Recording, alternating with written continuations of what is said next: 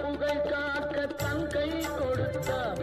அன்று பாரத போர் முடிக்க சங்கை எடுத்தார். பாஞ்சாலி புகழ் காக்க தங்கை கொடுத்தார்.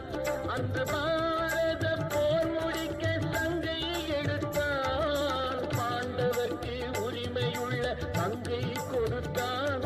நாம் படிப்பதற்கு கீதை என்னும் பாடம் கொடுத்தார். நாம் படிப்பதற்கு கீதை என்னும் பாடம் கொடுத்தார். புல்லாங்குழல் கொடுத்த